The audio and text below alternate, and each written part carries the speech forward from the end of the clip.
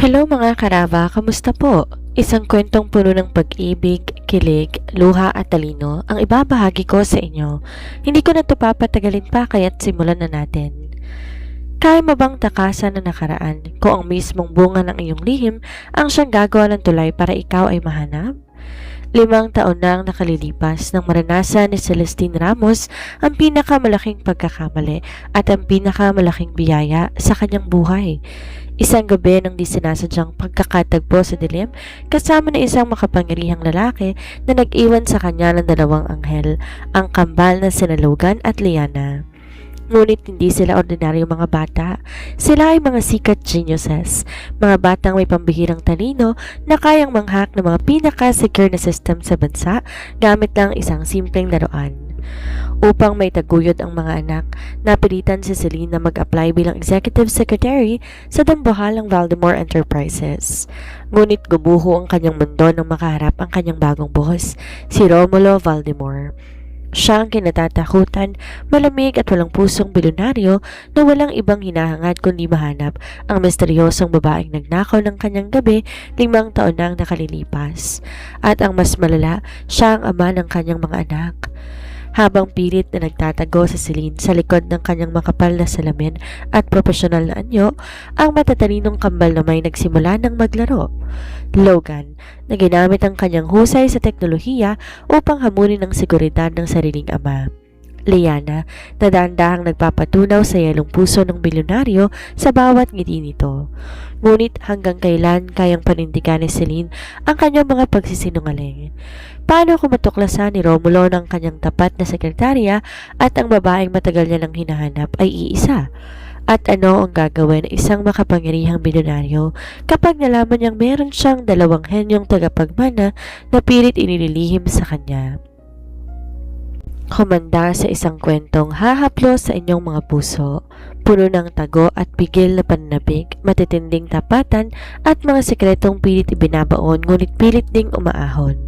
Kakayanin ba ni Celine ipaglaban ang kanyang mga anak o tuluyan siyang magpapasupil sa kapangyarihan ng isang bilyonaryo na handang gawin ng lahat, makuha lamang ang kanyang pamilya?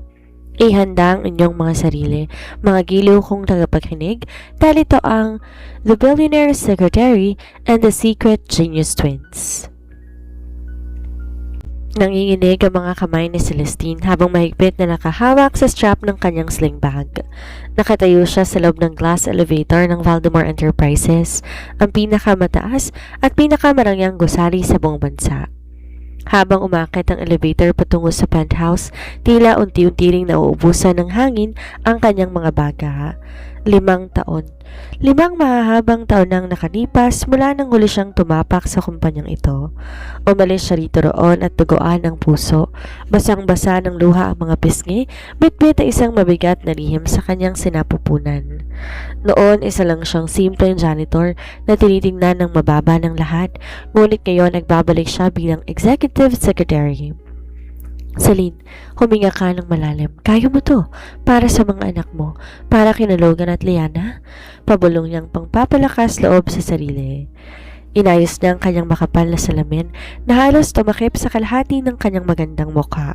Hinila pababa ang suot na corporate skirt. Sinadya niyang magsuot ng maluluwag na damit. Itali ng mahigpit ang kanyang buhok upang maitago ang tunay niyang ganda. Ayaw niyang may makakakilala sa kanya. Higit sa lahat, ayaw niyang makilala siya ng lalaking naghihintay sa kanya sa taas. Pagkakbang niya palabas sa penthouse floor, sinalubong agad siya ng napakatahimik at napakalamig na atmosfera. Ang sahig na gawa sa mamahaling marmol ay tila salamin sa sobrang kintab. Sa dulo ng pasilyo ay ang tambuhalang double door na gawa sa madilim na kahoy, ang opisina ng CEO. Kumatok sa Celine ng 3 beses. Walang sumagot. Ngunit narinig niya ang baritono at malamig na boses mula sa loob. Enter. Pinihit ni Celine ang hawakan ng pinto at pumasok.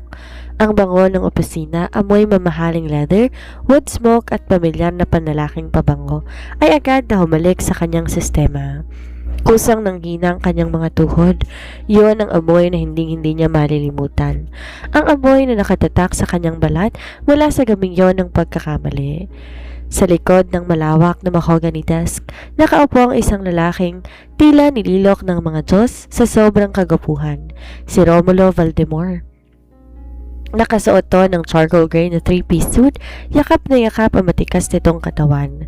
Ang kanyang pangay matigas, ang mga labi manipis at walang ngiti at ang mga mata tila 2 piraso ng madilim na yelo na kayang tumagos sa kaluluwa ng sino mang tumingin dito. "You're late by 2 minutes and 14 seconds, Miss Ramos." Malamig na saad ni Romulo, hindi man lang nag-abalang tumingala mula sa binabasang tablet. Ngunit ang otoridad sa kanyang boses ay sapat na para mangatog ang mga tuhod ni Celine. I'm sorry sir. Nagkaroon lang po ng konting aberya sa traffic sa may terminal. Magalang, ngunit may panginginig sa boses na tugon ni Celine. Pinilit niyang pigilan ang sariling wag mabulol. Dahan-dahan, binaba ni Romulo ang hawak na tablet. Sa sandaling yon, tumingala siya. Nang magtagpo ang kanilang mga mata, tila huminto ang ikot ng mundo. Ang hangin sa silid biglang naging manipis. May dumaang saglit na gulat at kalituhan sa madadilim na mata ni Romulo habang nakatitig sa mukha ni Celine. Tila may hinahanap to sa kanyang mga mata, sa hugis ng kanyang ilong, sa kanyang mga labi. Bagyang kumunot ang noo ng bilyonaryo. Napatitig din si Celine, ang lalaking ito. Ang lalaking naging dahilan kung bakit halos magkandara pa siya sa pagtatrabaho para lang mabuhay ang kanilang mga anak. Ang lalaking walang kaalam-alam na may 2 siyang henyong tagapagmana na kamukhang kamukha niya. "Have we met before, Miss Ramos?" Biglang tanong ni Romulo, ang kanyang tinig mas naging mababa at mapanganib. Dahan-dahang tumayo mula sa kanyang executive chair, humakbang patungo sa direksyon ni Celine. Bawat hakbang nito, tila tunog ng hatol ng kamatayan para kay Celine. Napalunok siya, mabilis na yumuko upang iwasan ng mapanuring tingin ng bilyonaryo. Hindi pa po, Sir Romulo. Ngayon pa lang po tayo nagkaharap." Huminto si Romulo, may 2 dipa ang layo sa kanya. Ramdam na ramdam ni Celine ang init na nagmumula sa katawan ng lalaki. "I don't tolerate excuses and I loathe incompetence." Malamig na bulong ni Romulo habang pinagmamasdan ang tila takot na sekretarya sa harapan niya. "I hope your skills match your impressive resume. Dahil hindi ako nagpapasahod ng taong walang silbi sa opisina ko. Do you understand?" Opo, sir. Gagawin ko pong lahat para sa trabahong to," sagot ni Celine habang nakakuyom ang kanyang mga palad sa gilid ng kanyang palda. "Good. You may start now. Linisin mo ang desk mo sa labas at ihanda ang schedule ko para sa susunod na linggo. You may leave." Pagtataboy ni Romulo bago tumalikod at bumalik sa kanyang upuan. Mabilis na tumango si Celine, halos patakbong lumabas ng opisina. Nang magsarang pinto, napasandal siya rito, napahawak sa kanyang dibdib, na halos sumabog na sa sobrang bilis ng tibok. Ligtas siya sa unang araw, pero paano sa mga susunod pa? Paano kung tuluyang matuklasan ng mapanganib na bilyonaryong to ang kanyang pinakatatagong sikreto?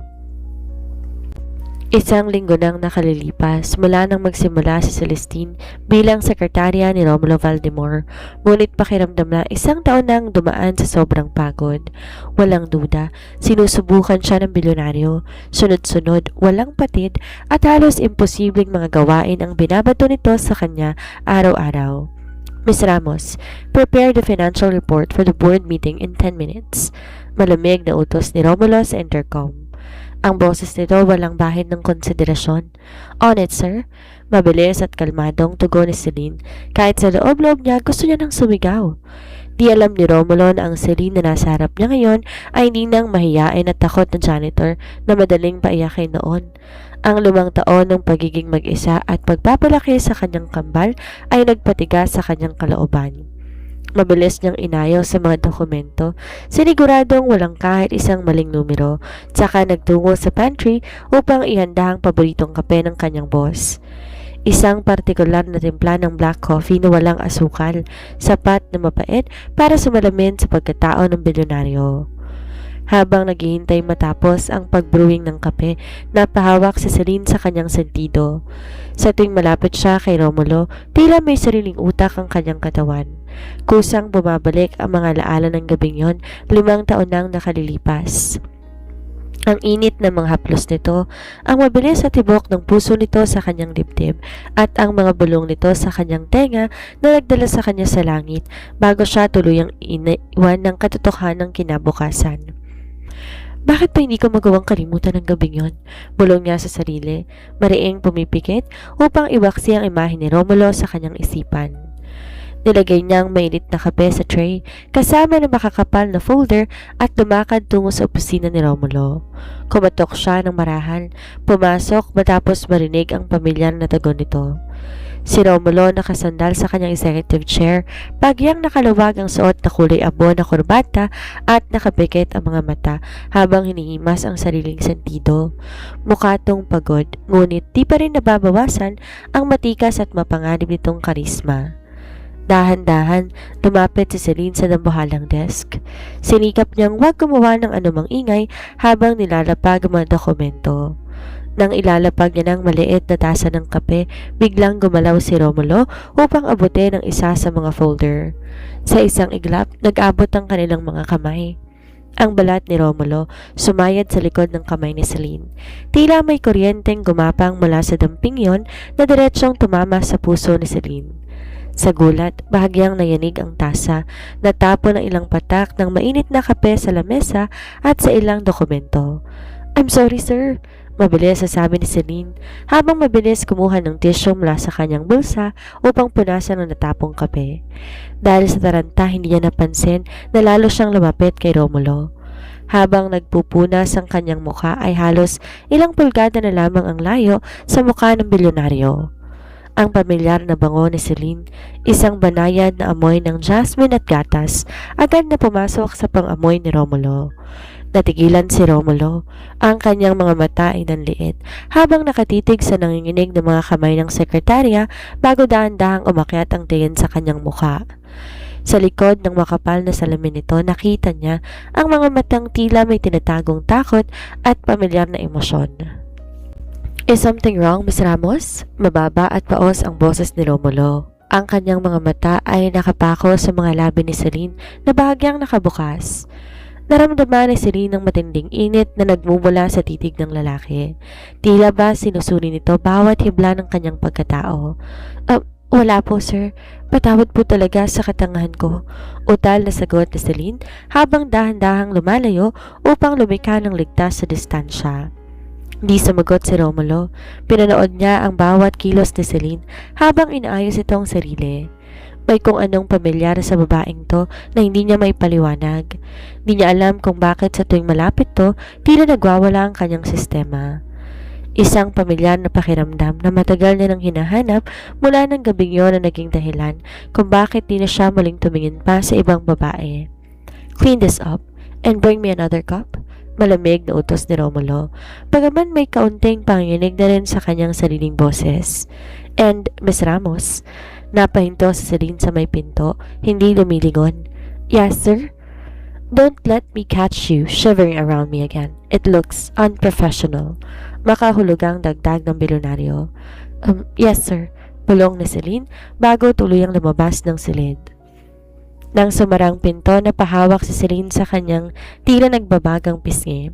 Alam niya, lalo lang magiging mapanganib ang bawat araw na kasama niyang lalaking to. Ang yelo sa pagitan nila unti-unti nang nagkakaroon ng lamat.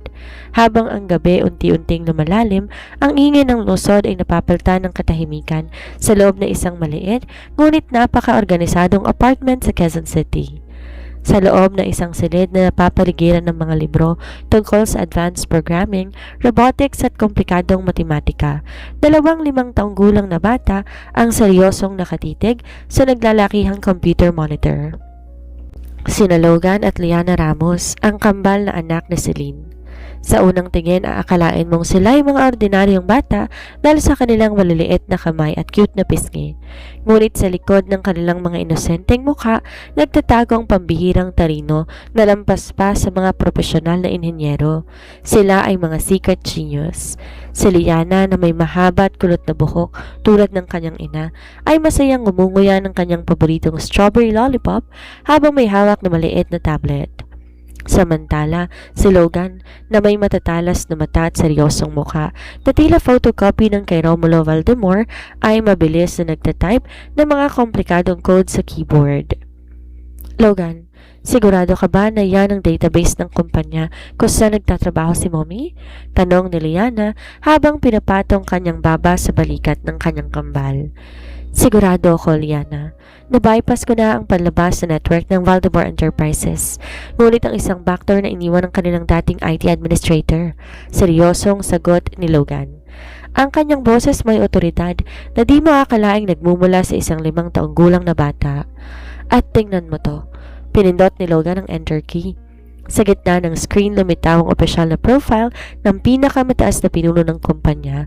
Isang larawan na isang lalaking may matigas na panga, seryosong mga mata at nagtataglay ng kapangyarihan sa bawat anggulo ng kanyang mukha. Si Romulo Valdemor. Siya ang boss ni Mommy. At base sa facial recognition program na binuo ko noong 1 buwan, gamit ang mga lumang larawan at ang sarili nating mukha, pinakita ni Logan sa screen ng isang split-screen comparison. Sa kaliwa ang larawan ni Romulo, sa kanan mukha ni Logan, at sa gitna ang pulang text na kumukurap. Match probability, 99.9%. May 99.9% probability na siya ang nawawala nating tatay, pagpapatuloy ni Logan. Ang kanyang maliit na kamao, bahagyang nag-igting. Nanlaki ang mga bilogang mata ni Liana. Muntik niya nang maibagsak ang kanyang lollipop sa sahig. Wow! Ang gwapo nga ng tatay natin. Pero Logan, bakit parang galit siya dyan? Mukha siyang monster na nangangain ng tao. Sabi ng mga balita sa internet, cold at ruthless daw ng negosyante. Marami siyang pinapaiyak na kalaban sa negosyo. Paliwanag ni Logan habang binabasa ang mga artikulo tungkol sa bilyonaryo. Kailangan natin alamin kung karapat-dapat ba siya na para kay Mommy. Di ko hayaang saktan niya si Mommy kung masamang tao siya. Ano gagawin natin? Tanong ni Liana, ang matay kislap-kislap sa excitement at kaba. Gagawa tayo ng maliit na pagsubok. May pilyong iting sumilay sa mga labi ni Logan. Ipapadala ko ang isang custom-made encryption algorithm sa main server ng kumpanya niya. Isang glitch na magpapabagsak sa kanilang system pero hindi sisira sa kanilang mga file. Gusto kong makita kung paano ito re-resolbahin ng mga tao niya at gusto ko rin siyang batiin. Mabilis gumalaw ang maliliit na daliri ni Logan sa keyboard. Ang mga linya ng kumikinang na berdeng code mabilis dumaloy sa madilim na screen. Target, Valdemar Enterprises main server. Payload, cat glitch. Status, injecting. 50%, 80%, 100%. Execution successful. Bulong ni Logan sabay sandal sa kanyang ergonomic chair. Sa kabilang panig ng lungsod, sa loob ng pinaka-secure na data center ng Valdemar Enterprises, ang mga alarm system biglang nagpulang ilaw.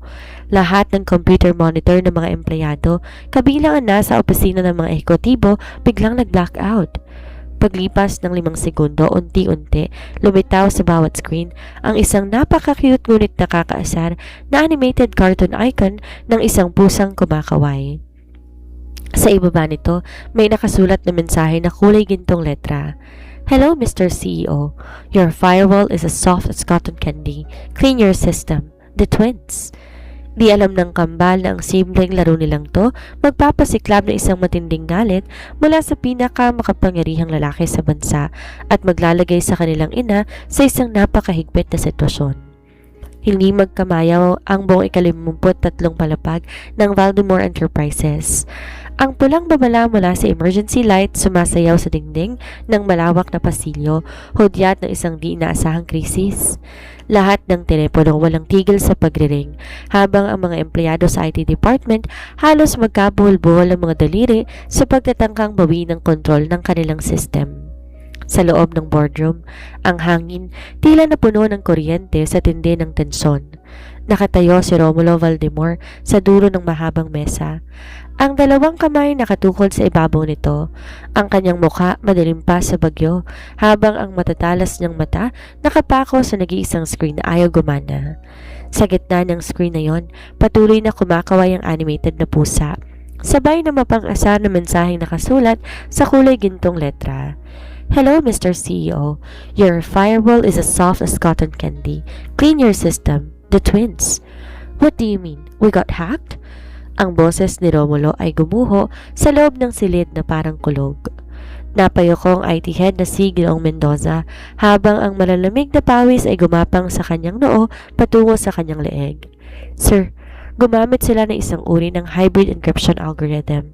Sobrang bilis ng pag-atake. Sa loob lang ng 30 segundo, nakuha nilang master administrator access.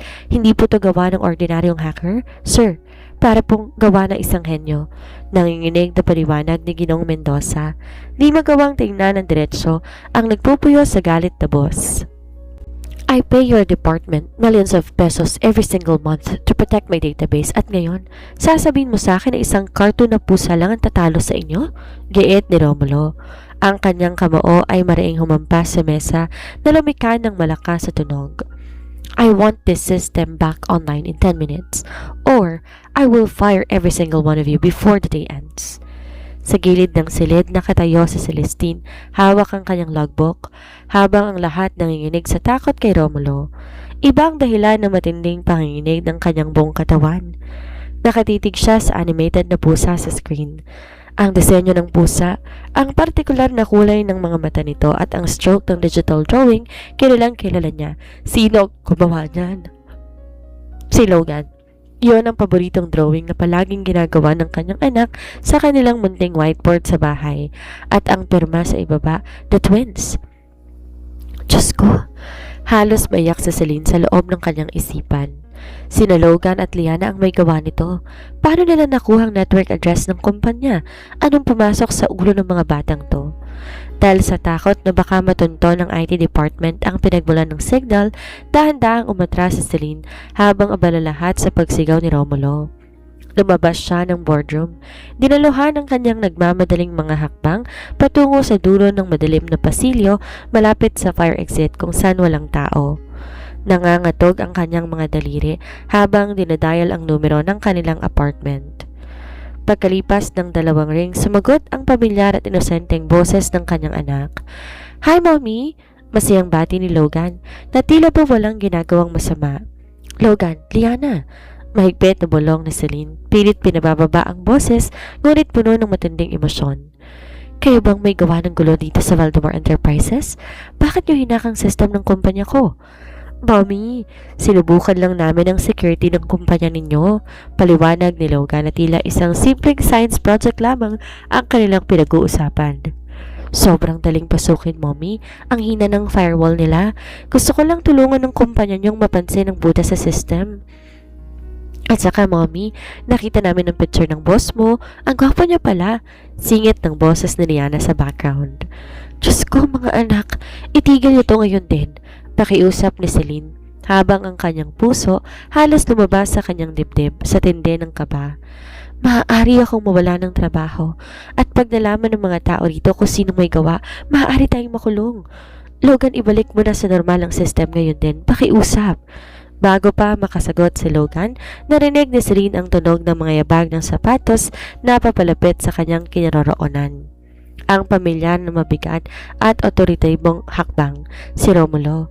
Mabilis binaba ni Celine ang telepono at sinilid to sa kanyang bulsa. Pilit inaayos ang nagusot na uniforme. Nilunok ang matinding takot na bumara sa kanyang lalamunan. Pagpihit niya, nakatayo sa harap niya ang nagpupuyo sa galit na bilyonaryo. Ang mga mata nito'y nanlilisik habang nakatitig sa kanya. Di mapakali sina Logan at Liana sa loob ng maliit nilang apartment. Kahit tinapos na ni Logan ang glitch sa server ng Valdemar Enterprises tulad ng pakiusap ng kanilang ina, di pa rin mawala sa isipan ng mukha ng bilyonaryong si Romulo Valdemar. May kung anong magnetismo silang nararamdaman na humihila sa kanila patungo sa lalaking yon. Liana, hindi ako papayag na hindi natin siya makikita ng malapitan. Seryosong saan ni Logan habang sinusuot ang kanyang maliit na backpack. Kailangan natin masiguro kung siya nga ang tatay natin at kung ligtas ba si Mommy sa piling niya. Pero Logan, paano si Yaya? Natutulog siya sa sala? Bulong ni Liana habang nakaturo sa kanilang matandang taga-alaga na mahimbing humihilik dahil sa nakakapagod na tanghali. Madali lang yan. Ginamit ko ang smart TV para mag-play ng nakakaantok na white noise sa background. Hindi siya magigising sa loob ng 2 oras. Tugon ni Logan na may pilong ngiti. Dadaan tayo sa emergency exit ng building natin. Gamit ang kanilang pambihirang talino at pagiging maparaan, nakalabas ang kambal sa kanilang apartment building nang walang nakakapansin. Pumara sila ng isang taxi gamit ang isang app na binago ni Liam upang gumamit ng prepaid credits na galing sa kanyang mga online programming gigs. Pagkalipas ng 30 minuto, huminto ang taxi sa tapat ng Valdemar Enterprises. Ngunit hindi sila pumasok sa main lobby kung saan maraming security guard at receptionist. Liana, dadaan tayo sa basement parking 2. Doon nakapark ang mga sasakyan ng mga ehekutibo. Base sa schedule ng kumpanya na na-download ko, may darating na inspection si Mr. Valdemar sa labas at babalik siya rito ng ganitong oras. Utos ni Logan habang tinitingnan ang kanyang smartwatch. Tahimik silang nakalusod sa gilid ng ramp ng basement parking. Ang dilim at lamig ng basement nagpadagdag sa misteryo ng kanilang misyon. Nagtago sila sa likod ng isang malaking konkretong haligi, naghihintay ng kanilang target. Ilang minutong lumipas nang lingatog ang katahimikan ng basement sa tunog ng papalapit na makina. Isang marangyang makintab na itim na Mercedes-Benz S-Class ang dahan-dahang pumasok at huminto sa tanging reserved space sa gitna. Bumukas ang pinto ng driver's seat. Bumaba ang personal bodyguard ni Romulo na mabilis umikot upang buksan ang pinto sa likod. Mula roon, bumaba ang dambuhalang figura ni Romulo Valdemar. Nakasuot ng madilim na asul na suit, walang korbata at may hawak na telepono. Seryoso at malamig ang kanyang boses habang may kausap sa linya. I don't care about the market fluctuations, Marcos. Buy the shares before the closing bell. Nang ibaba ni Romulo ang tawag, may kung anong kakaibang pakiramdamang nagpatigil sa kanya. Ang kanyang instincts, ang parehong matalas na instinct na nagligtas sa kanya sa maraming panganib sa negosyo ay nagsasabi na may nakatingin sa kanya. Dahan-dahan siyang lumingon sa direksyon ng malaking haligi. Mula sa likod nito, lumabas ang 2 maliliit na bata. Sabay silang humakbang tungo sa liwanag ng basement. Napatigil si Romulo. Ang kanyang bodyguard mabilis na humakbang pasulong upang harangan ng mga bata, ngunit tinaas ni Romulo ang kanyang kamay upang patigilin to. Napatitig ang bilyonaryo sa 2 bata, tila ba nakakita ng multo. Ang batang lalaki na may suot na salamin at nakapamulsa pa sa kanyang jacket ay may eksaktong mukha niya nung siya'y 5 taong gulang pa lamang. Mula sa hugis ng panga hanggang matatalas na kilay ay ang babatang babae naman na may bitbit na maliit na manika ay may mga bilugang mata na tulad ng kay Celestine. Isang matinding hampas ng pamilya na emosyon ang sumakop sa dibdib ni Romulo. Tila may kung anong bahagi ng kanyang sarili ang matagal nang nawawala na biglang bumalik sa kanyang harap. Who are you? At bakit kayo nandito sa pribadong parking space ko? Tanong ni Romulo. Sinubukang maging strikto at malamig ang kanyang boses, ngunit may kakaibang lambot na di niya mapigilang lumabas sa kanyang tono. Humarap si Logan ng walang kahit kaunting takot. Tiningnan niya si Romulo mula ulo hanggang paa bago nagsalita sa isang napaka-professional na tono. We are just checking if your physical security measures are as weak as your online firewall, Mr. Valdemar. Matapang na sagot ni Logan habang diretsyong tingin sa mata ng bilyonaryo. Natigilan si Romulo. Isang 5 taong gulang na bata. Kinakausap siya ng walang takot. Binabanggit ang tungkol sa firewall ng kanyang kumpanya. Sa unang pagkakataon sa loob ng 5 taon, naramdaman ni Romulo ang mabilis sa tibok ng kanyang puso na di dala ng galit kundi na isang matinding katotohanan na nagsisimulang kumatok sa kanyang pintuan. Anong sinabi mo? Kunot doong nakatitig si Romulo kay Logan. Ang boses ng bilyonaryo gumaralgal, tila hindi makapaniwala sa narinig mula sa isang batang halos lampas tuhod lang niya ang taas. Ang mga tauhan at bodyguard ni Romulo na nakatayo sa likod niya napasinghap din. Walang sino man sa buong bansa ang nangahas magsalita ng ganun katapang sa harap ng pinakamayaman at pinakamalupit na CEO. Ngunit si Logan hindi man lang kumurab. Bagyang inayos ng bata ang suot nitong salamin. Tila ba isang seryosong propesor na nagbibigay ng leksyon sa kanyang estudyante. Your company uses an outdated algorithm for data encryption, sir. Seryosong dagdag ni Logan. Ang boses kalmado, ngunit puno ng kumpiyansa. You should upgrade to a quantum-resistant system. Kung hindi, kahit isang grade schooler na may sapat na kaalaman sa Python, kayang pabagsakin ang database ninyo sa loob lamang ng 15 minuto. Napanganga si Romulo. Ang kanyang isip, na kilala sa pagiging mabilis at tumpak sa mga desisyon, tila pansamantalang naghang. Hanga, gulat, matinding pagkabigla ang nag-agawan sa kanyang sistema. Paanong nagkaroon ng gantong uri ng talino ang isang 5 taong gulang na bata? At bakit pakiramdam niya ay nakatitig siya sa sarili niyang refleksyon sa salamin? Habang napatulala si Romulo kay Logan, dahan-dahan namang lumapit si Liana. Ang maliit nitong sapatos ay lumika ng banayad na tunog sa simento ng basement parking. Walang takot na hinawakan ng batang babae ang malaki at mainit na kamay ng bilyonaryo. Nang dumampi ang maliliit at malalambot na daliri ni Liana sa kanyang palad, tila ba may bilyong boltahe ng kuryente ang dumaloy sa puso ni Romulo. Ang malamig, matigas na pader na tinayo niya sa kanyang sarili sa loob ng 5 taon, tila gumuho sa isang segundong hawak na yon. You look tired, Daddy. I mean, Mr. CEO? Nakangiting wika ni Liana. Ang kanyang mga bilugang mga mata kumikistap sa ilalim ng malamlam na ilaw ng parking lot. You should drink more chamomile tea at wag ka pong laging nakasimangot, lago kang tumatanda niyan eh. Liana, bulong ni Romulo. Ang pangalan kusang lumabas sa kanyang labi kahit di pa pinakilala ng bata ang sarili. May kung anong puwersang nagtulak sa kanyang lumuhod upang mapantayan ang taas ng 2 bata. Isang pamilyar na boses ang sumigaw, puno ng matinding takot at desperasyon. Logan, Liana! Mabilis na palingon si Romulo. Si Celestine. Tumatakbo ito patungo sa kanila. Halos matalisod sa kanyang suot na corporate heels. Ang kanyang mukha'y maputla, walang bahid ng dugo at ang mga matay nanlalaki sa matinding sindak. Nang makarating sa kanila, mabilis sinila ni Celine ang kambal patalikod sa kanya. Tila ba pinoprotektahan ng mga ito laban sa isang mabangis na hayop. Niyakap niya mga bata ng mahigpit habang kanyang buong katawan ay nanginginig. Sir Romulo, pasensya na po. Patawarin po ninyo kami. Nanginginig ang boses ni Celine. Ang mga luhay nagbabadya ng pumatak mula sa kanyang mga mata sa likod ng makapal na salamin. Mga anak ko po sila. Hindi ko po alam kung paano sila nakapasok dito sa basement ninyo. Patawarin niyo po kami. Hindi na po ito mauulit.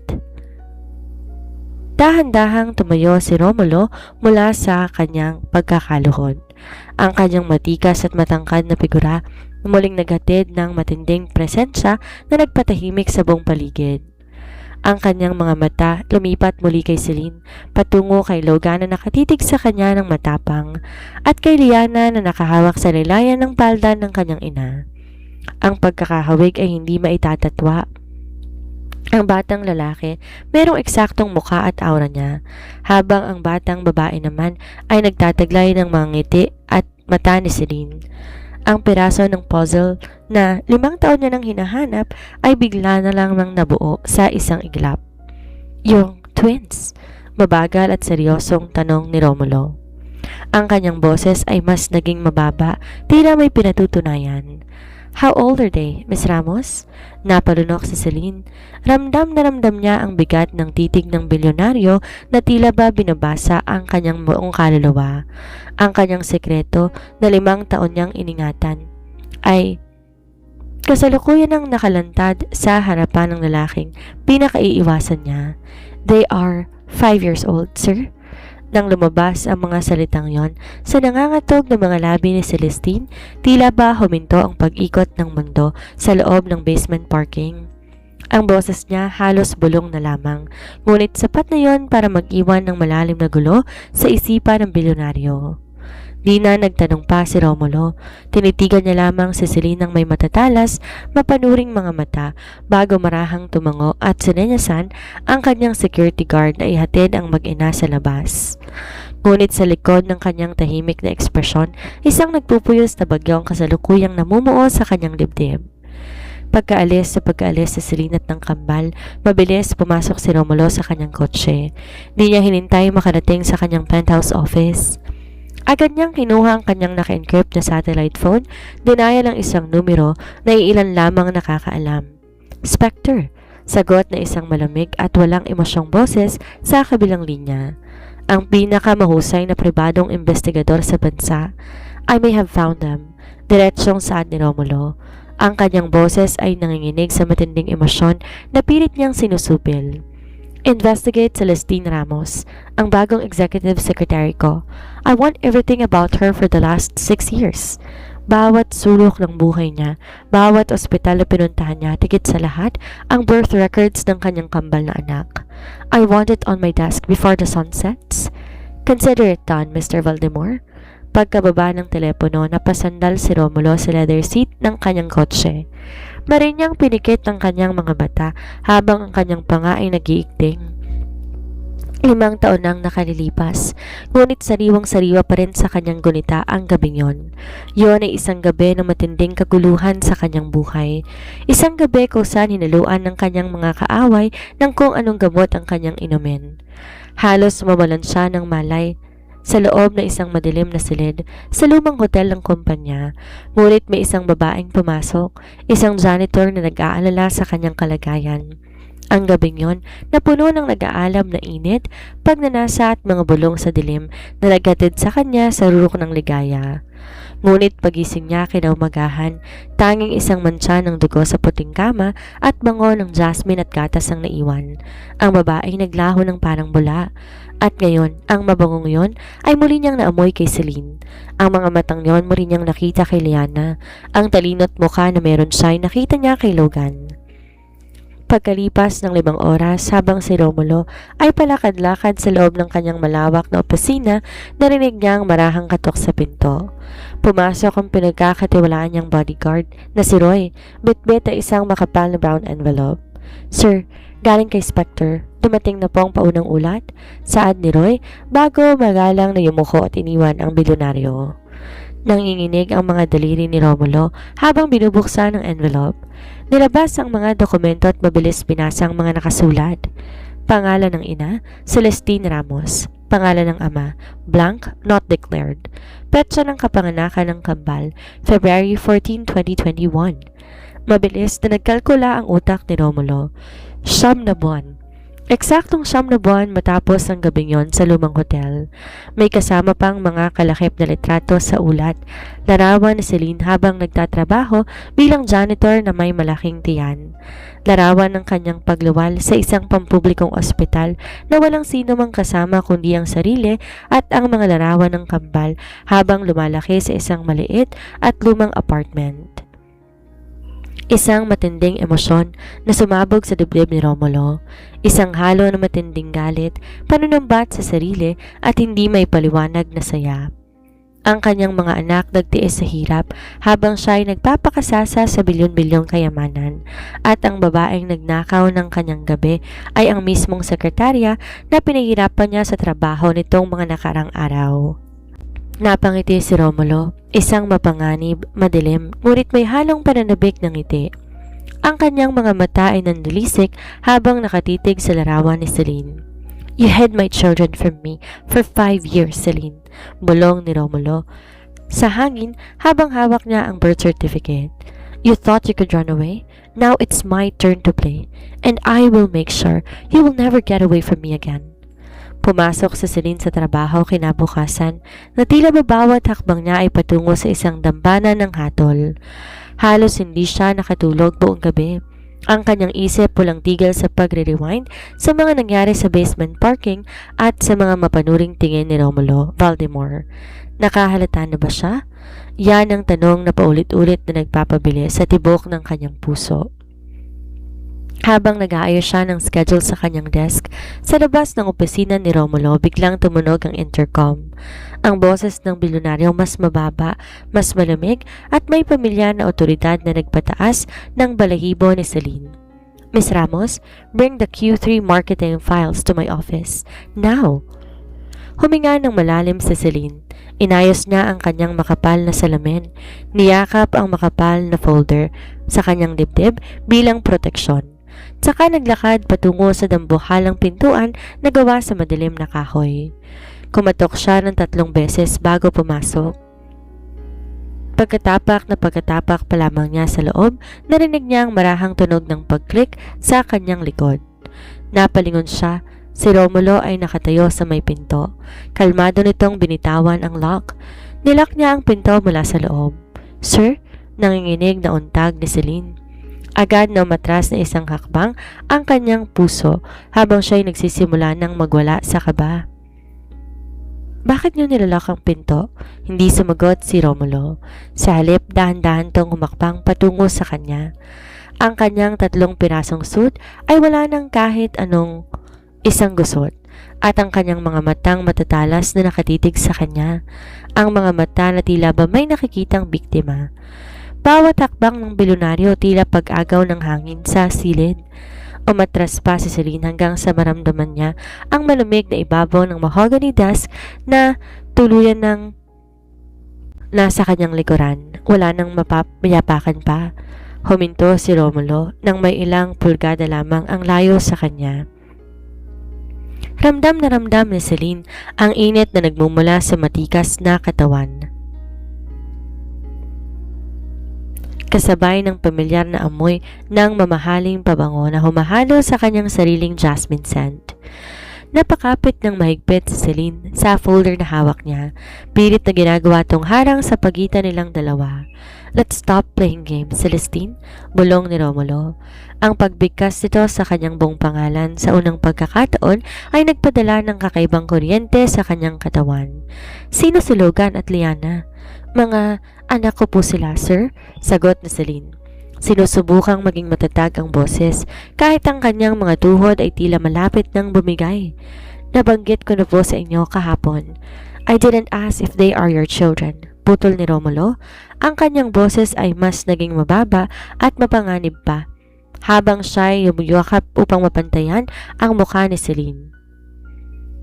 "I didn't ask if they are your children."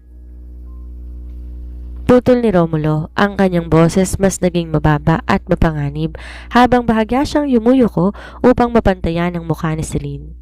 "Ang tinatanong ko, kaninong mga anak sila?"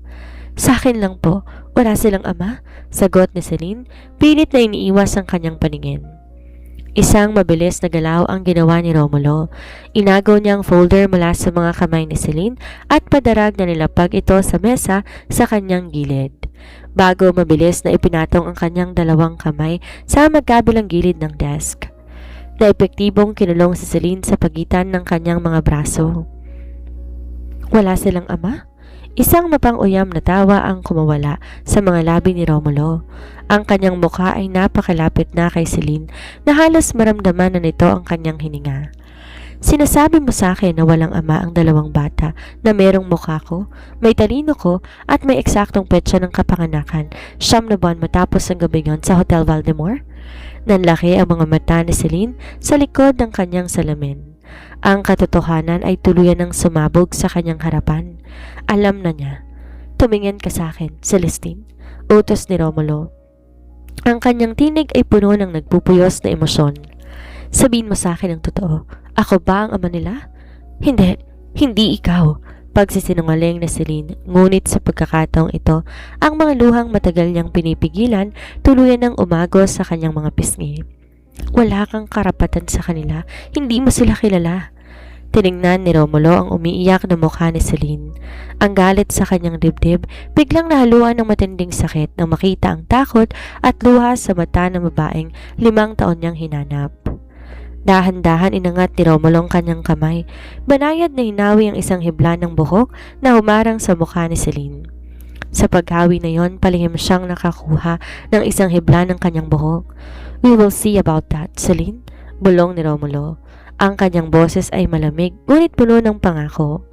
"Dahil kung ano ang sakin, hindi ko hahayaan na makuha o maitago ng iba."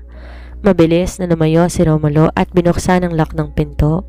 Iniwan sa Celine na humihikbi, nanginginig sa tabi ng desk, habang ang kanilang mga tadhana ay tuluyan ng nagkabuhol-buhol sa isang digmaan ng nakaraan. Habang nagpapatuloy ang tensyon sa pagitan ni Romulo at Celine, ang kambal na sina Logan at Liana hindi na naging tahimik. Gamit ang kanyang pambihirang talino, nagawa nilang kumbinsihin ng kanilang yaya na dalhin sila sa Valdemar Enterprises sa ikalawang pagkakataon. Ngunit ngayon hindi na sila dumaan sa basement. Diretso silang umakyat sa penthouse gamit ang isang pansamantalang access card na kinopya ni Logan mula sa badge ng isang security officer. Nang pumasok ang kambal sa malawak na reception area, laking gulat ni Celine nang makita ang kanyang mga anak. Ngunit bago pa siya makapagsalita o maitago ang mga ito, bumukas ang pinto ng opisina ni Romulo. Nakatayo doon ang bilyonaryo. Sa halip na magalit, isang kakaibang ngiti ang sumilay sa kanyang mga labi. "Let them in, Miss Ramos." Malamig ngunit may otoridad na utos ni Romulo. "Gusto kong makausap ang mga bago kong bisita."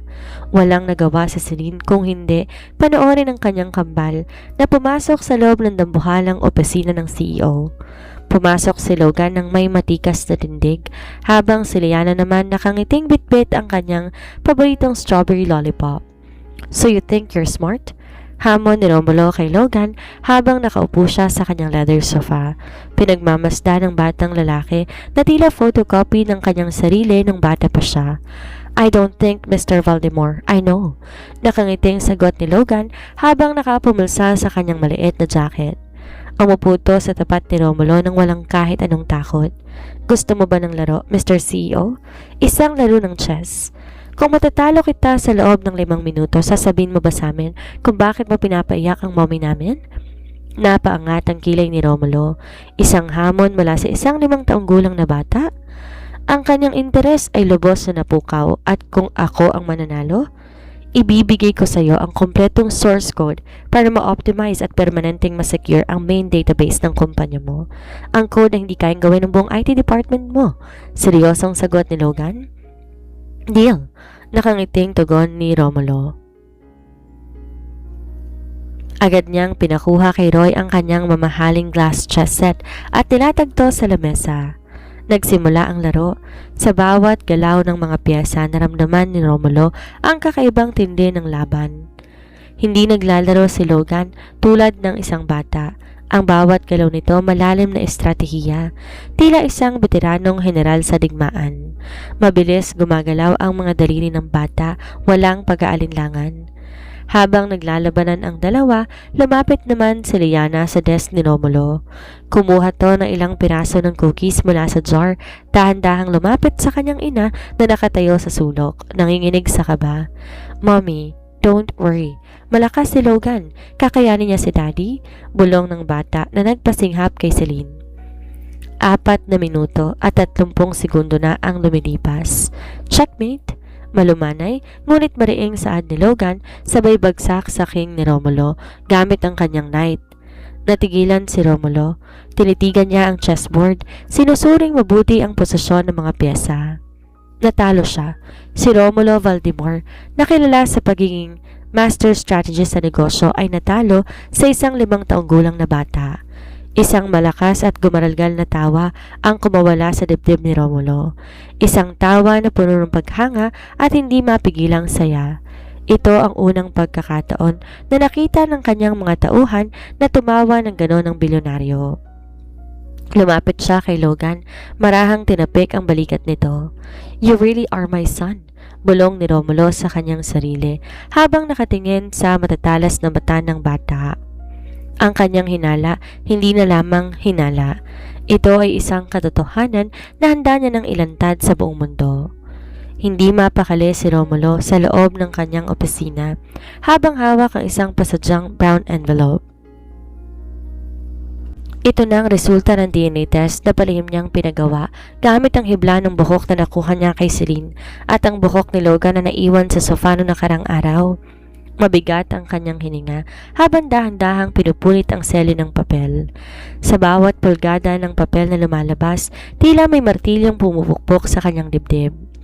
Nang tuluyan niyang mailabas ang dokumento, ang kanyang mga mata agad na dumako sa pinakaibabang bahagi ng opisyal na pagsusuri. Probability of paternity, 99.99%. Result, the alleged father cannot be excluded as the biological father of the child. Isang malalim at gumagaralgal na hininga ang pinakawala ni Romulo. Napasandal siya sa kanyang upuan habang marahang inahaplos ang kanyang mukha gamit ang dalawang kamay. Siya nga ang ama ng magkambal. Ang yelong bumungad sa kanyang puso sa loob ng 5 taon, tuluyang natunaw. Napilitan ng isang nag-aalam na pananabik, labis na pangungulila at isang matinding galit. Hindi kay Celine, kundi sa katotohanan na pilitan tong magtiis sa hirap habang siya'y nagpapakasasa sa karangyaan. Roy, tawag ni Romulo sa intercom. Ang boses puno ng otoridad at di mapapantayang seryoso. Bring Miss Ramon in, now, and clear the entire floor. Walang sino mang pwedeng lumapit sa opisina ko hanggat hindi ko sinasabi. Yes, Mr. Valdemar, mabilis sa sagot ng kanyang bodyguard. Pagkalipas ng ilang minuto, dahan-dahang bumukas ang pinto. Pumasok si Celine na may namumutlang mukha. Ramdam niya ang kakaiba at napakatahimik na atmosfera sa buong penthouse floor. Nang sumara ang pinto sa kanyang likod, narinig niya ang otomatikong pag-lock nito. Sir Romulo, may papagwapo ba kayo? Kabadong tanong ni Celine. Pilit iniiwas ang tingin niya sa bilyonaryo. Di sumagot si Romulo, sa halip. Dahan-dahan siyang tumayo mula sa kanyang mesa. Hawak ang puting papel ang DNA result. Humakbang siya patungo sa kinaroroonan ni Celine. Bawat hakbang niya, tila nagpapakaba sa buong sistema ng babae. Nang makalapit, dahan-dahan niyang nilapag ang papel sa ibabaw ng maliit na coffee table sa harap ni Celine. Basahin mo. Mababa at paos ang boses ni Romulo. Nanginginig ang mga kamay ni Celine habang pinupulupot ang papel. Nang mabasa niya ang mga salitang 99.99% at ang pangalan ng kanyang mga anak na katabi ng pangalan ni Romulo Valdemar bilang ama, tuluyan ng nanghina ang kanyang mga tuhod. Nalaglag ang papel sa sahig. Ang mga luhang matagal niyang pinipigilan at pilit na tinatago sa likod ng kanyang makapal na salamin, tuluyan ng umagos na parang gripo. Bakit, Celine? Tanong ni Romulo. Ang boses nito ay may halong pait, sakit at matinding panunumbat. Lumapit pa siya na isang hakbang, pilit na hinahanap ang mga mata ng babae. Bakit mo pinagkait sa akin ang mga anak ko? Bakit mo tiniis lahat ng hirap habang nag-iisa ka? Bakit di mo sinabi sa akin ang katotohanan? Dahil natatakot ako, sigaw ni Celine habang humihikbi ng malakas. Tuluyan ng sumabog lahat ng emosyong kinikimkim niya sa loob ng 5 taon. Bilyonaryo ka, Romulo. Makapangyarihan ka. Nung gabing yun, isa lang akong simpleng janitor na walang pangalan, walang pera, walang kakayahang ipagtanggol ang sarili. Natatakot ako na kapag nalaman mo ang tungkol sa kanila, kukunin mo sila sa akin dahil wala akong kakayahang labanan ka sa korte. Sila lang ang meron ako, Romulo. Sila lang nagbibigay lakas sa akin para mabuhay araw-araw. Napahagulgol si Celine. Napaupo sa sofa habang tinatakpan ng kanyang mukha gamit ang kanyang mga kamay. Inaasahan niya ang galit, ang demanda sa korte o ang pagtataboy sa kanya. Ngunit nagulat siya na maramdaman ng isang mainit at matatag na yakap. Naluhod si Romulo sa harap niya. Mahigpit siyang kinubkob sa kanyang mga braso. Ang yakap nito ay puno ng proteksyon, pagsisisi at matinding emosyon na matagal na nitong tinago. Sinubsob ni Romulo ang kanyang mukha sa leeg ni Celine. Nilalanghap ang pamilyar na bango ng jasmine na matagal niyang hinanap. Hinding-hindi ko sila kukunin sa'yo, Celine, bulong ni Romulo. Ang sariling mga matay bahagyang nangilid ang luha. Dahil kukunin ko, kayong tatlo, magiging pamilya tayo. Hinding-hindi ko hahayaang dumanas pa kayo ng kahit anong hirap. Akin kayo at akin ang mga anak ko. Di naging madali ang daan tungo sa pangarap ng pamilya ni Romulo. Habang abala ang kumpanya sa pag-aayos ng mga legal na dokumento para sa pagkilala sa kambal bilang mga opisyal na tagapagmana ng Valdemar Enterprises, isang madilim na banta ang nag-aabang sa labas. Si Marco Silva, ang mortal na karibal ni Romulo sa negosyo at may-ari ng karibal na tech conglomerate, ay matagal nang naghahanap ng butas upang pabagsakin ng Valdemar Enterprises. Sa tulong ng mga espiya, nalaman niyang tungkol sa pambihirang talino ng kambal at ang koneksyon ng mga to kay Romulo.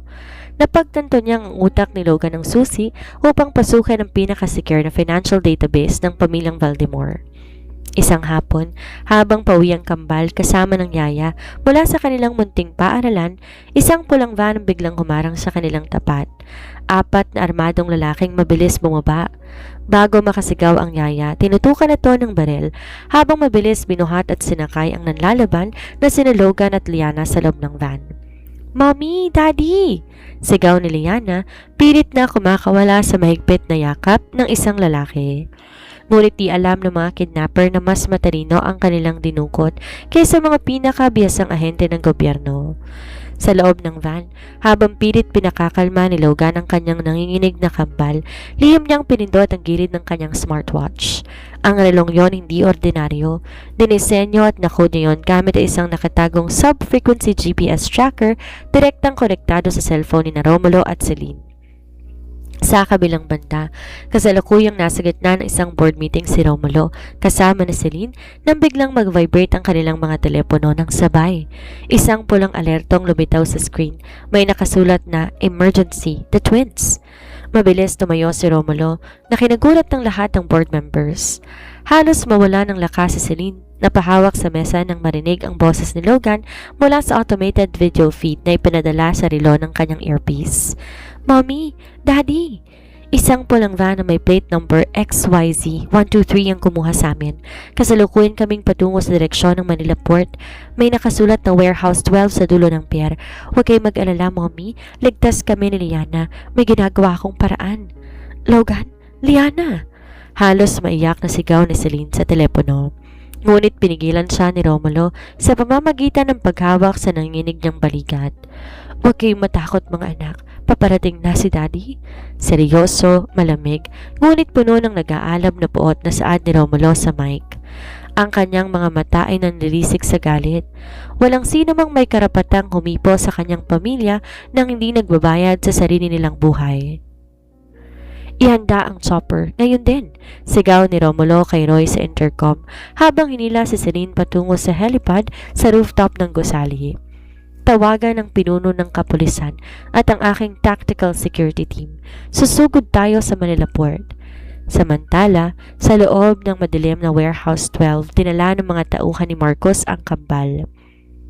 Iniwan muna sila sa isang silid na puno ng mga lumang kagamitang dekuryente habang nag-uusap ang mga kidnapper sa labas kung paano pilitin si Logan na manghak para sa kanila. "Logan, natatakot ako," bulong ni Liana habang umiiyak ng tahimik.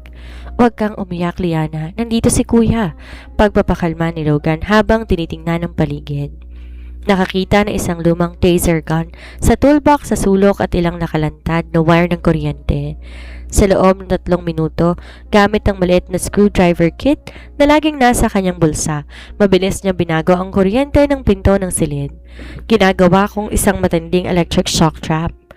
Nang bumukas ang pinto, pumasok ang 2 kidnapper upang kunin sila. Humawak sila sa hawakan ng pinto at agad na kuryente ang mga to. Nang isa'y bumagsak sa semento ng walang malay. Sa sandaling yon, narinig ang malakas na ugong ng propeller ng helicopter sa labas ng bodega. Dumating na si Romulo Valdemor. Bumukas ang dambuhalang pinto ng bodega. Pumasok ang mga armadong tactical security team ni Romulo. Kasunod ang bilyonaryo na may hawak na matigas na paninindigan at si Celine na nag-aalala.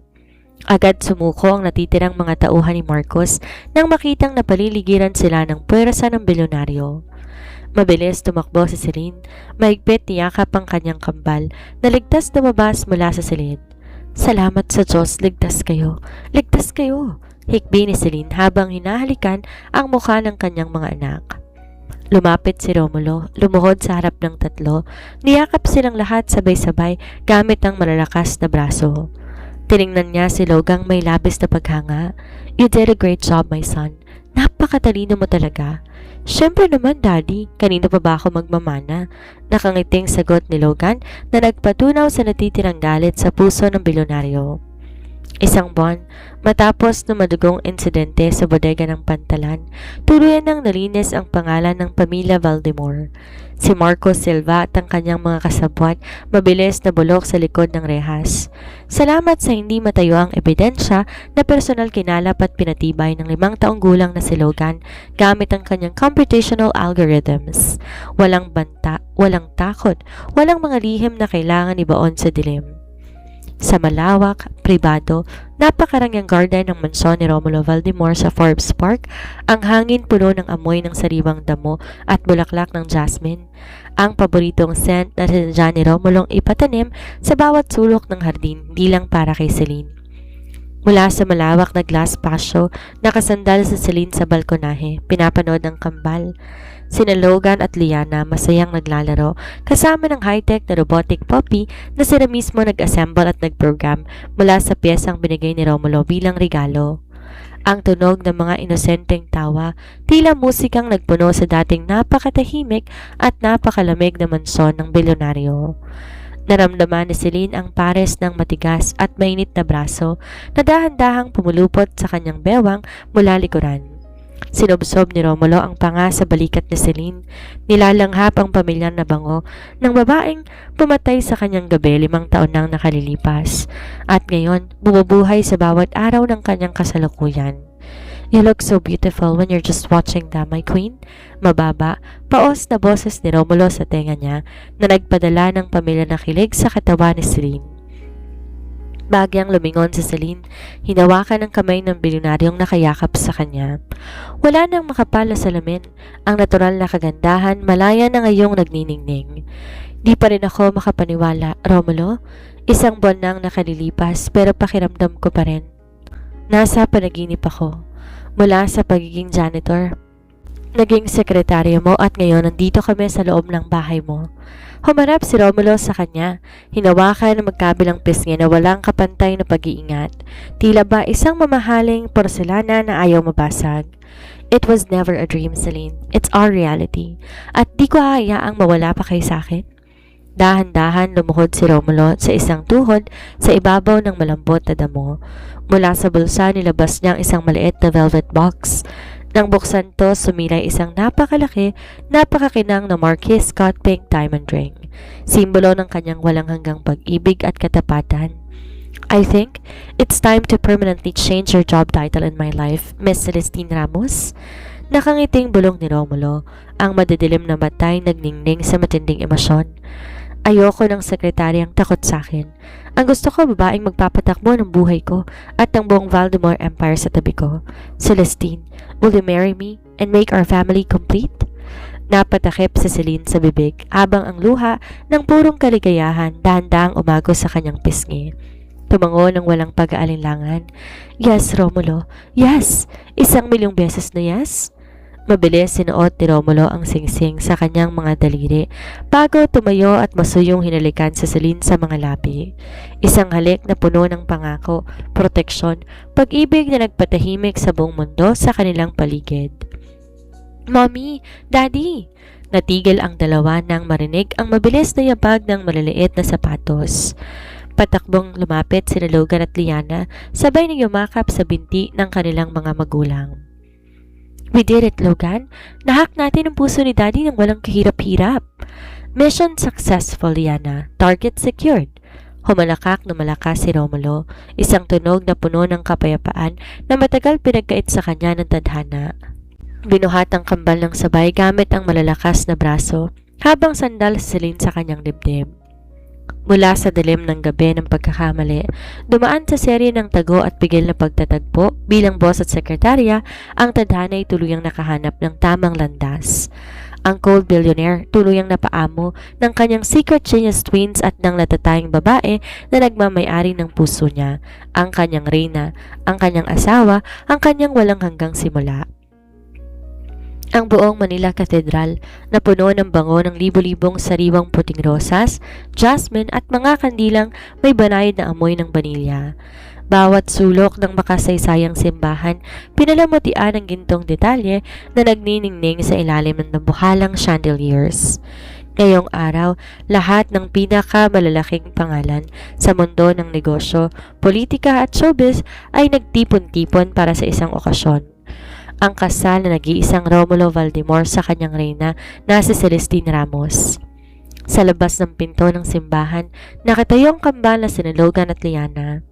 Suot ni Logan ang miniature version ng charcoal gray tuxedo ng ama. Kompleto sa maliit na bowtie, nakasalamin pa rin na tila isang professional na Ginoo. Si Liana tila isang munting diwata sa kanyang kumikinang na puting flower girl dress. May hawak na basket na puno ng petals ng rosas. Logan, bilisan mo! Titingnan ko ang heart rate ni Daddy sa smartwatch ko. Umaabot na sa 120 beats per minute. Sobrang kaba niya na sa altar. Relax, Liana. Normal yan sa isang lalaking malapit nang makuha ang pinakamalaking tagumpay sa buhay niya. Seryosong sagot ni Logan habang inaayos ang kanyang maliit na cufflink. Siniguro ko rin walang anumang glitch sa sound system ng simbahan. Ang playlist natin para kay Mommy magpe-play sa eksaktong segundo. Sa dulo ng altar nakatayo si Romulo Valdemor. Kung titingnan ng mga bisita na natili siyang matikas, gwapo, kagalang-galang sa pasadyang Italian tuxedo. Ngunit sa likod ng seryosong mukha ang mga palad bahagyang pinapawisan. Tumingin sa kanyang tabi kung saan nakatayo ang pinagkakatiwalang bodyguard na si Roy. Roy, is everything secured? Is she here? Tanong ni Romulo, ang boses may panginginig na bihirang maramdaman kahit sa pinakamalalaking business deals. Sir, kasi siguro ko lang sa security, nasa labas ng bridal car. At sir, handang-handa na po siya. Nakangiting sagot ni Roy.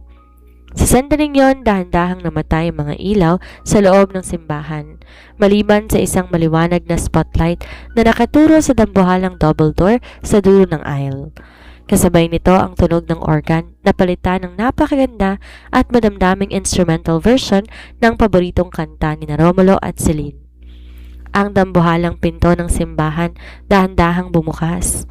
Isang sabay-sabay na pagsinghap ng paghanga ang umalingaw sa buong katedral.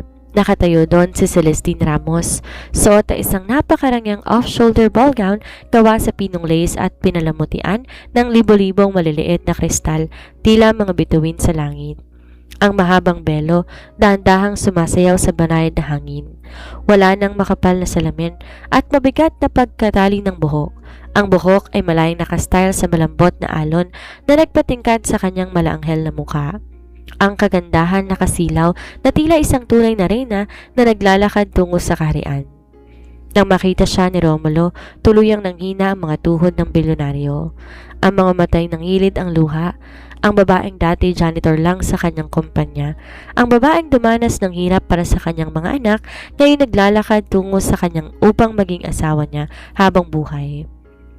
Dahan-dahan, naglalakad si Celine sa ibabaw ng carpet na may mga petals ng rosas. Sa kanyang tabi ang kambal na masayang sumunod sa kanya, tila mga munting anghel na naggabay sa kanilang ina. Nang makarating sa altar si Celine, inabot ni Romulo ang kanyang kamay. Sa sandaling maglapat ang kanilang mga palad, tila nawala lahat ng tao sa kanilang paligid. Ang init ng kamay ni Romulo naghatid na matinding kapayapaan sa puso ni Celine. You are the most beautiful sight I have ever seen, my wife, bulong ni Romulo habang hinahalikan ng likod ng kamay ni Celine. At ikaw naman, ang pinakagwapong boss na pinili kong pakasalan, Mr. Valdemor? Nakangiting tugon ni Celine na may kasamang luha ng saya sa kanyang mga mata. Nagsimula ang seremonya. Nang dumating ang oras para sa kanilang vows, humarap si Romulo kay Celine. Hinawakan ng kanyang dalawang kamay. Celine, 5 taon akong nabuhay sa dilim. Naghahanap ng liwanag na di ko alam kung mahahanap ko pa, ngunit binigyan mo akong higit pa sa liwanag. Binigay mo sa akin ang aking mga anak at ang aking buong puso. I promise to protect you, Logan, and Liana with everything I have. Hindi ko hayaang dumanas kayo ng kahit anong lungkot o takot. Mula sa araw na to, ang bilyonaryong to'y magiging tapat na lingkod ng inyong pag-ibig. Naiyak ang mga bisita sa matinding emosyon sa bawat salitang binikas ng bilyonaryo. Humarap naman si Celine sa kanya, pinunasan ng kanyang luha. Romulo, nung una kitang makilala, natatakot ako sa iyo dahil napakalamig mo. Ngunit sa likod ng yelong yon, nakita kong isang lalaking may pinakamainit na puso. Salamat sa pagtanggap sa akin at sa ating mga anak.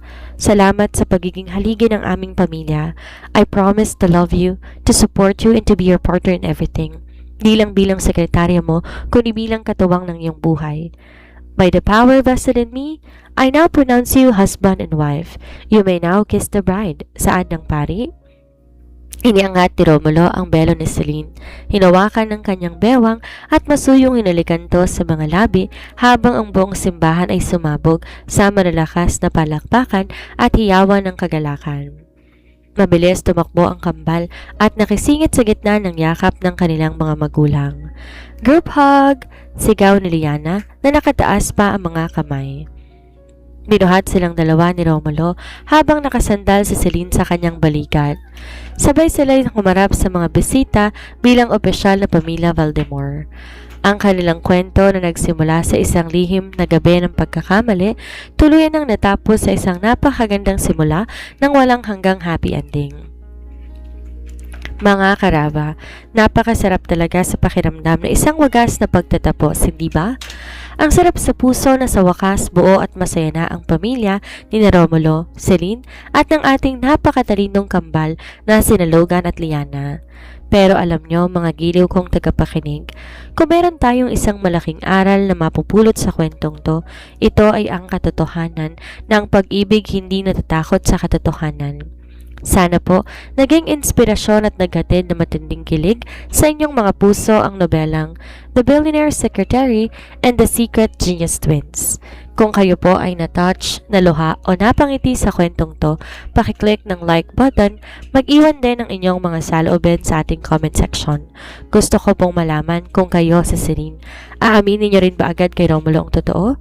At syempre, huwag kalimutang mag-subscribe at i-share ang video na to sa inyong mga kaibigan para mas marami pa tayong paligayang puso.